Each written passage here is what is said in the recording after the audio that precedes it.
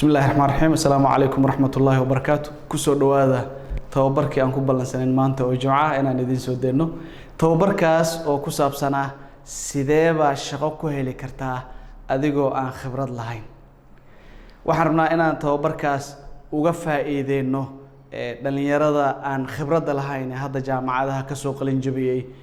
raba inay shaqo helaan marka ugu horeysa aan iskiin baro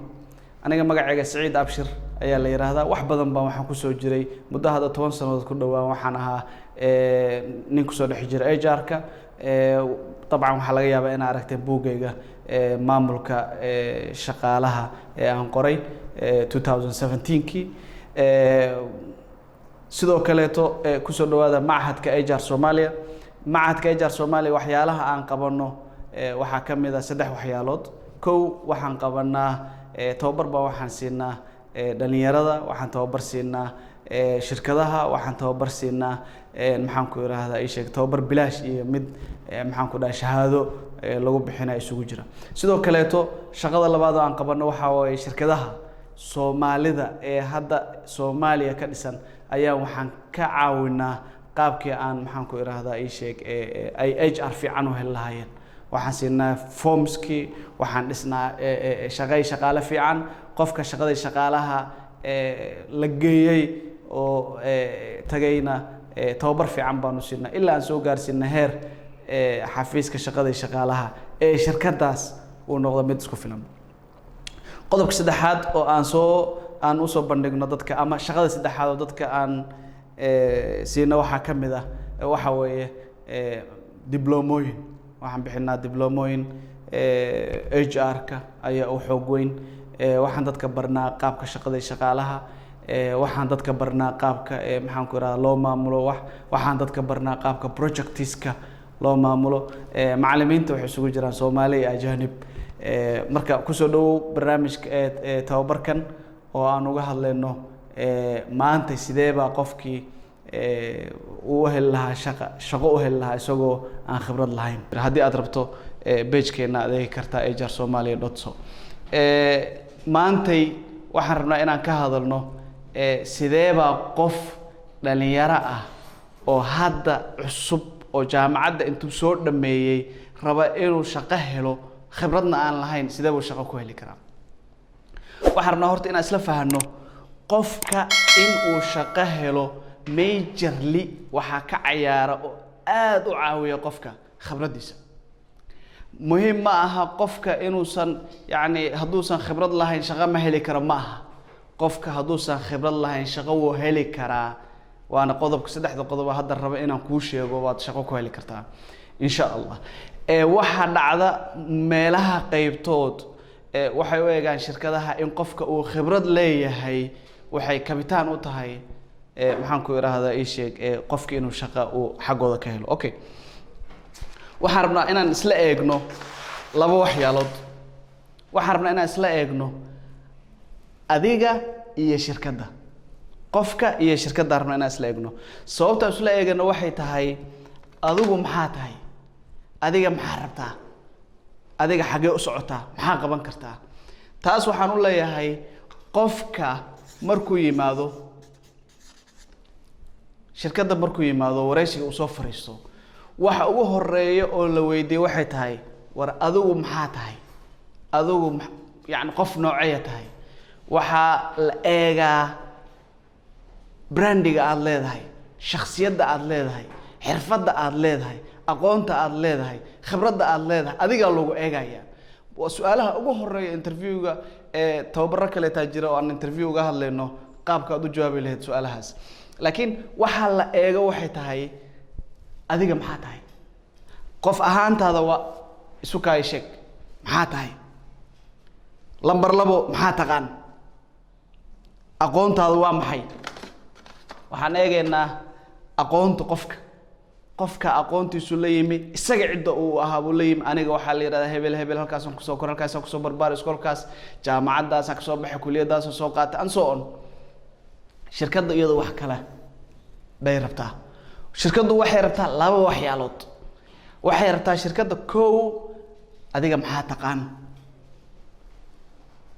maxaa qaban kartaa wax ma qaban kartaa, what do you know. waxa kale ay rabto waxay tahay how, sidee u qaban kartaa. yani interviewga markaa ku jirto waxaa laga yaabaa su'aalaha qaybtood inaad ku aragto what if questions, ka waran haddii macnaheedu waxay tahay wax aan jirin ba inta lagu sheega waxa lagu dhahayaa ka waran hadday dhacdo sidaas maxaa samayn lahayd. what if questions, how, sidee u qaban lahayd. waxaa lagu weydiinayaa weligaa meel heble intaa shirkadda dhexdeeda problem ku aragto weligaa ma xallisay, ha sidee, how, sidee ku xallisay. waxaa lagu weydiinayaa sidaa ku xallisay. labadaa marka la isku daro shirkadda ay raadinayso adiga labadaadana la soo qaado waxaa la rabaa in laga dhex arko, waxaa laga dhex arkayaa your skills and value, waxaa laga dhex arkayaa skills iyo value-ga shirkadda ay rabtay. haddii skills iyo value-ga shirkadda ay rabtay aad wadato adiga, then halkaas isaga imaadeen. skills-kaaga iyo value, yani maxaa ku soo kordhin, what value would you bring to the company. value noocee baa company-ga aad keenaysaa. intaas markii la eego baan waxaan dhihi karnaa marka qofkan shaqada uu u qalmaa. waxa la eego badanaa waxay tahay skills-ka iyo values-ka. annaga hadda qodobka aan haysano waxay tahay sidee baa shaqo ku heli kartaa adigoon khibrad lahayn. kuma oran adigoon skills lahayn. xirfadda way ka duwan tahay. xirfadda waa gooni, khibradana waa gooni, aqoontana waa gooni. qofka waxa la rabo waxay tahay xirfadda iyo qiimaha shirkadda uu ku soo kordhinayo. okay, waxa la rabaa qualifications-ka iyo experience-ga dadka waa isku khaldaan. qualifications-ka waxaa la yiraahdaa requirements-ka aan rabno ma soo buuxin kartaa. tusaale ahaan maxaa haysataa, certificate ma haysataa. certificate-ka wuxuu kaa caawinayaa inaad tiraahdo aniga meel heblaan ka soo baxay, meel heblaan ka imi, meel heblaan ka yani bachelor baan soo qaatay, degree baan soo qaatay, master baan haystaa, PhD baan haystaa, koorso noocaasa soo qaatay. qualifications-kaaga way wax laga hadlayo. experience-ga lagu sheegayana waxay tahay khibrad maxaa u leedahay. ka waran weligaa maamulo ma soo noqotay, manager ma soo noqotay. wax experience ma ka haysataa leadership-ka, wax ma hogaamin kartaa. hogaamin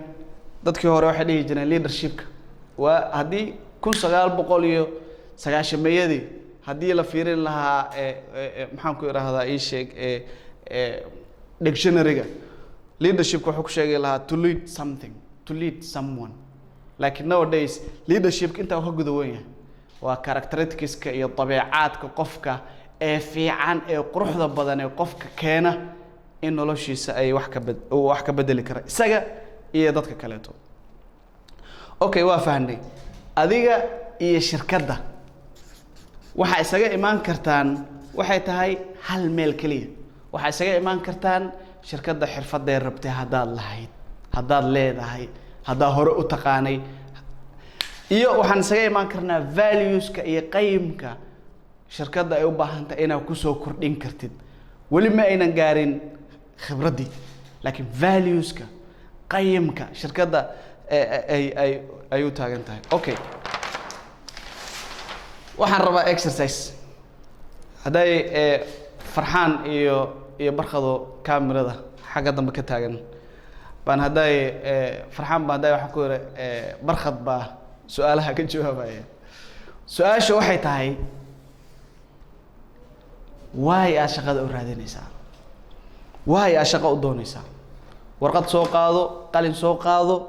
waay shaqada aad u raadisay, waay shaqada aad u doontay. waxa ka jawaabaysid waa waay shaqada maxaa rabtaa. waxa laga yaabaa inaad shaqada aad ka soo qaado hadda haddii xataa aad shaqayso barkad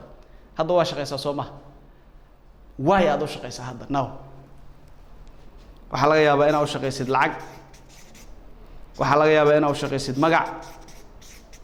waxa laga yaabaa inaad u shaqaysid awood, yani power qof raadinaya inaad tahay. waxa laga yaabaa inaad u shaqaysid jacayl, shaqada aad jeceshahay. waxa laga yaabaa inaad u shaqaysid and so on. laba iyo xabad ama xabad bay ku noqon kartaa ama labo.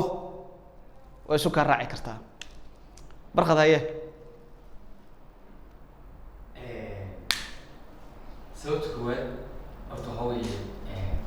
lacag inaan meesha ugu shaqeynaysaa kow marka xigtana waxa weeye inaad waxa weeye magacaaga ku dhaqaato inaad magac heshid of course qof walba wuxuu rabaa inuu reer baa ka dambeeya dad buu biilaya isagaas biilaya and so on lacag buu rabaa qof kasta wuxuu rabaa inuu magac helo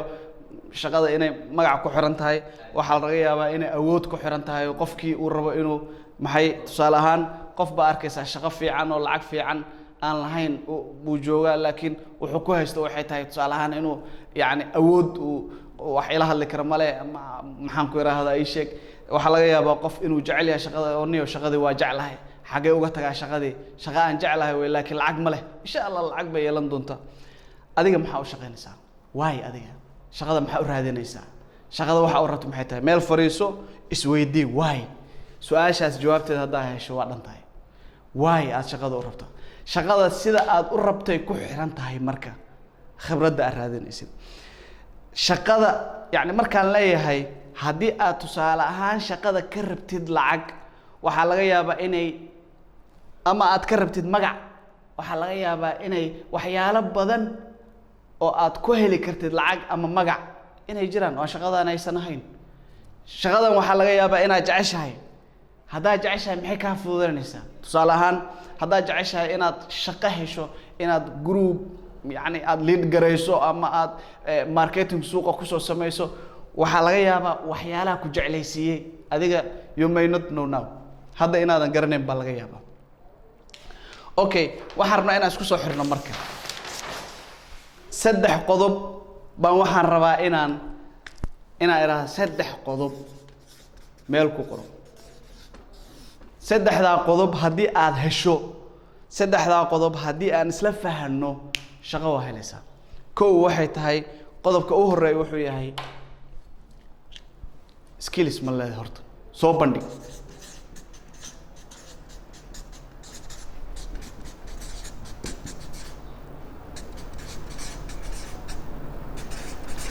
soo bandhigid xirfadaada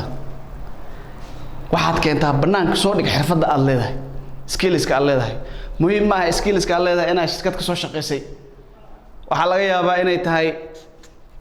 maxaan ku idhaahdaa kubadda ciyaari jirtay kubadda ciyaari jiray groupkayga aniga team leader u ahaan jiray team leader nimo yacni group markay isu yimaadaan aniga ay dhihi jireen kaala na hogaamiyaan ahaan jiray waxaa laga yaabaa inaa ahayd tusaale ahaan example glass representative kaaba glass inaa ahayd baa laga yaabaa kaaba glass yacni 45-48 arday baan kaaba glass u ahaa kaaba glassnimadaas waxay ii sahli jirtay inaa 48 qof ya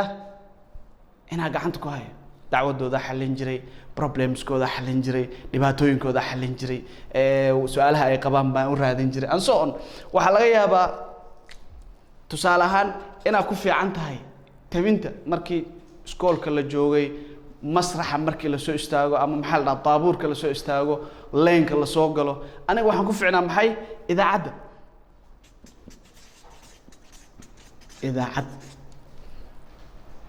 xirfadaas qof aan lahayn ma leh qof walba wuxuu ku fiican yahay meel waxaa laga yaabaa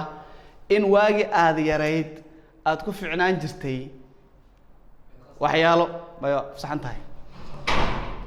waxyaalo inaad ku fiicnayd skillska aad lahaan jirtay muxuu ahaan jiray haddii lagu weydiiyo you have to know waa inaad fahamtid xirfadda lagu sheegayo ma aha xirfad diyaaradda baduulin jirtay baylood ma tahay maxaan ku idhaahdaa ii sheeg beeraha yacni ma ka shaqayn jirtid no keliya waxaan dhihi karnaa xirfad baan lahaan jiray waagii aan dhalinyarada ahaa ama waagii aan jaamacadda dhigan jiray dhirta jaamacaddaan beeri jiray yani xirfaddaas inaan dhirta beero oo dhirta warkeeda ka warhayo oo baan xirfaddaas yacni arrintaasaa lahaan jiray oo arrintaasa waxay ka caawinaysaa wax badan waa tahay xirfadaha aan kuu sheegay aada soo sheegtay ee ahaa tusaale ahaan team leaderka glass representative ama gaabgalaasnimada idaacadda oo aad baabuurka aad ka hadli jirtay let's say si aanan idaacad kale ugu khaldin baabuur tib carabi wanahay baabuurka aad ka hadli jirtay maxaa ay faa'iido ku tahay yani waxay faa'iido ku tahay baan rabaa inaan isla eegno faa'iidada tahay waxa weeye bedel xirfadda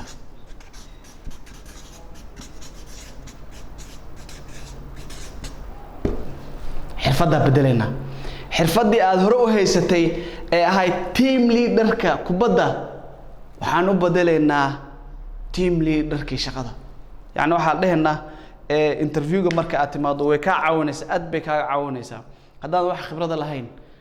waagii aan iskoolka dhigan jirnay kubadda markii la ciyaarayo dhalinyarada aniga ay aamini jireen waxay dhihi jireen frimbiga noo hay yani arbiter noo noqo yani dhalinyarada waxay ku kalsoonaayeen aniga inaan ahay nin cadaalada taas waxay ka caawinaysaa waa bedeleynaa xagee ku bedeleynaa shaqadii waan ku bedeleynaa waxaan leenahay haddii tusaale ahaan shaqada soo baxday ay tahay shaqo la rabo team leadernimo waxaan eegaynaa job descriptionkii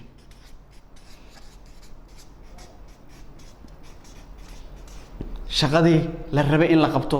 job descriptionkeeda maxaa la qabanaya baan eegaynaa waxaan ku xireynaa xirfaddii aan lahayn soo bedel baan waxaan u bedeleynaa xirfad naga anfici karta shaqada marka ku leeyahay khibrad ma lihid macnaheedu waxa weeye shirkad uma aadan soo shaqeyn adoo team leader ah laakiin team leadernimo waa ku soo shaqeysay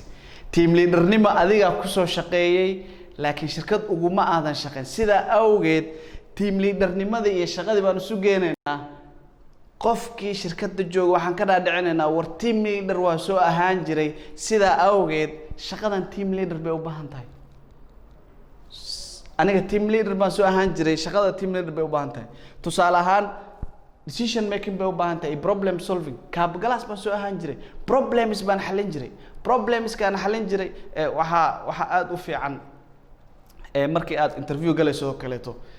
anaga markas iska open baan nahay haddii nala weydiiyo interview aan galaya maxaa idhaahdaa anaga dadka u jawaabnaa waa dhaweyd gabar baa nagu soo su-aalo badan soo weydiisay interview aan hay'ad u galaya lambar 2 halka haddana waa gudbay mar kale interview galaya 2 goor interview gashay labadii goorba waa ka caawinay wixii aan uga caawinay waxay ahayd war do you want inaad guuleysato skillskaagii hore iyo shaqadan isku akhri oo ku yaalo waaweyn intaa xiratid shaqadii iyo skillskaagii hore isdhexgeli uma baahna adiga inaad tiraahdo aniga skills hadaanan lahayn ma shaqayn karo no skillskaagii hore aad lahayd iyo shaqada intaa isdhexgeliso waxaa ka soo saartaa wax u cuntami kara qofka maamulaha ah ee shirkadda jooga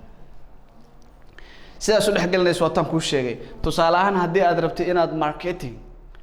inaad shaqada waxa weeye waa marketing waxay u baahan tahay wax ka dhaadhicin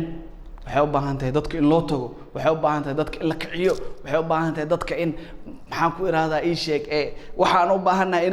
inaan ka iibin karno waxaan u baahanahay dadka inaan u sheegi karno war this is the product you need baahi inaan abuuri karno waagii aan dugsiga sare dhiganayay aniga waxaan ku fiicnaa daabuurka idaacadda ku fiicnaa dadka inaan wax u sheego waa ka dhaadhicin jiray war sidaanaan rabnaa waxaasaan rabnaa maxaan ku dhahaa ii sheeg ardada anaa kicin jiray anaa ardada dejin jiray anaa ardada daabuurka markaa joognay aniga markaa hadlaaya dadka cid kale ma dhageysan jirin anigay dhageysan jireen sida awgeed haddaad suuqgeyn ii dhiibtaan xirfadaas hore aan lahaa markaa ku darsado shaqadii waa qaban karaa I hope inay idin fududahay waayahay qodob saddexaad baa noo haray qodobka saddexaad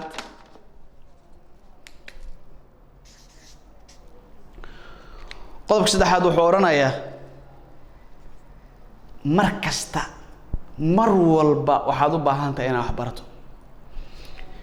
haddii aad xirfadaadii eegtay haddii aad eegtay shaqada waxay u baahan tahay haddii aad aragtay tusaale ahaan shaqada waxay u baahan tahay inaysan meesha ku jirin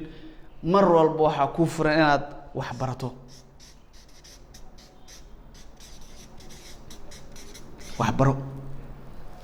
waxbaro aqoontaada kororso aqoonta dadka aqoonta iska leh aad saaxiib la noqo la fariiso la sheekayso bejajka aad adigu daawato waa bejajkee filmaanta yani maxaa daawataa videoyaasha aad daawato ii sheeg videoyaasha waagii hore soomaalida waxay dhihi jireen ii sheeg saaxiibka aan kuu sheegay qofkaa tahay hadda waxa way facebookaaga itus waxaan kuu sheegay qofkaa tahay yani maxaa daawataa wax kasta aad daawato wax ma kaaga soo kordhayaan wax kasta aad daawato xirfad ma ka helaysaa wax kasta aad daawato aqoon ma kuu kordhaya maxaa ka faa'iideysaa wax walba aad daawato wax walba aad akhrido maxaa ka faa'iideysaa ask yourself su'aal isweydii naftaada weydii maxaa kuu kordhay shaqada aad u baahan tahay hadday dhacdo shaqadaas inaad jeceshahay shaqo kasta aad u baahan tahay waxaad eegtaa aqoonteeda ma leedahay yes or no aqoonteeda ma leedahay xirfadeeda ma leedahay khibradda waa ku hagaajin karnaa sidaan sheegaynay khibradda waa hagaajinaynaa laakiin aqoontii descriptionkii loo baahnaa haddii aqoontii aadan lahayn xirfadiina aadan lahayn skillskii aadan lahayn yani khibraddii wax ma tarayso waxaa lagaa rabaa inaad dadka u tagto waxaa lagaa rabaa volunteer inaad ku shaqayso yani shirkadintaa tagta inaad tiraahdo ka warrama haddaan suuqgeynta idinkaga shaqeeyo waxaan rabaa suuqgeyn idinkaga shaqeeyo oo aan suuqa intaa soo marmaro productskiina iyo alaabtiina iyo aan soo warwareejiyo how is that maxaa isiinaysaan maxaa iyo ogashiin warqad noocay isiinaysaan intee bari idinla shaqeyn kara intee maalmood idinla shaqeyn kara and so on markaa aragto waxbaa kuu kordhaya markaasaa markaa interviewga timaado waxaa leedahay aniga khibradda aan u leeyahay inaan suuqgeyn sameeyo markii aan u eegay shirkaddii aan la soo shaqeyn jiray oo khibradooda aan team leader ahaan ula soo shaqeyn jiray markaan eego anoo wax lacag ka qaadan jirin shaqadan waa awoodaa waa isu geysay xiriir baa ka dhexaysiisay waxaa isu keentay xiriir ka dhexeeya labadan mar walba inay xiriir ka dhexeeyaan labadaas xiriirkooda keentay xiriir labada haddaadan ka dhexaysiin karin waxaa kuu bannaan inaad waxbarasho aad aqoontaada dhis xirfadda dhis haddaa accounting tahay management iska dhis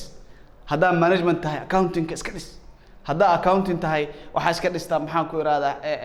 xisaabaadka accountingka waxaa iska dhistaa ruleska iyo sharciyada ay leeyihiin maxaan ku ihahdaa ii sheeg ay leeyihiin accountingka ay leeyihiin waxaan rabaa inaan si boobsiisa aan saddexda qodob usoo dulmaro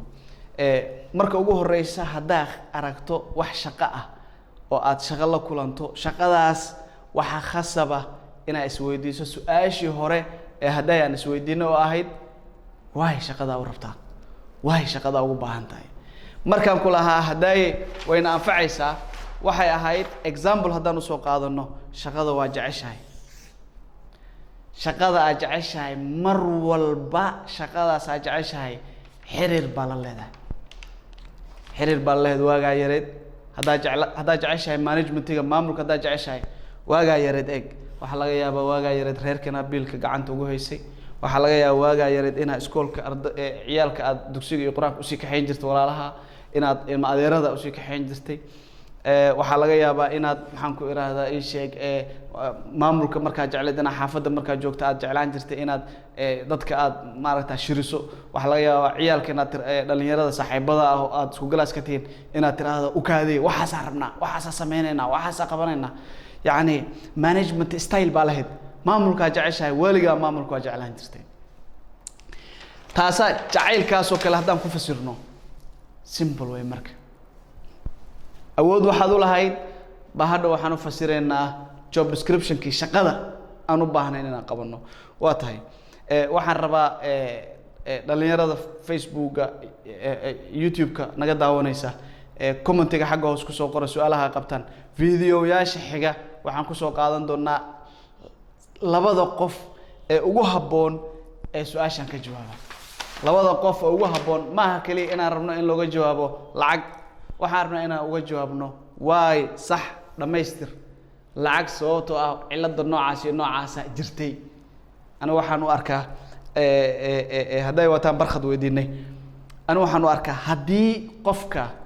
uu fahmo su'aashan waxa ay tahay qofka hadduu fahmo why aad shaqada u rabto hadduu fahmo that's it waa dhamaatay wuxuu awood u leeyahay shaqadaas inuu yiraahdo halka iga lab shaqadaas intee qof baa intee shaqo heleen lacag badan intee heleen ka tagay maya wallahi shaqada waa dhibtay qofka bini aadamka ah markuu shaqeynayo sababta uu shaqeynayo waxa major ka ah intan waxa laga yaabaa lacag inay major ka tahay problem weyn haysta laakiin shakhsiyan inuu nacab yahay videoyaal kale insha Allah kaga soo hadli doonaa shaqada nacabta iyo sidaad ku nacday iyo maxaa keenay inaad nacdo iyo sidee ku ogaan kartaa shaqadaas inaad nacday waxaan rabnaa saddexda qof ama labada qof afar labada qof xaga commentiga markaan eegno ugu jawaabta ugu saxan jawaab saxan ma jirto laakiin waxaa jirta jawaab dhameystiran labada qof oo jawaabta dhameystiran baxshay baan insha Allah casharka waxaan leeyahay tababarka dambe ku soo qaadan doonaa okay si tababaradan waxay bixi doonaan insha Allah jimco walba si aysan tababaradan ku dhaafin like-ta iyo maxaan ku yiraahdaa waa inaad saartid subscriber-kana waa inaad saartid sidoo kale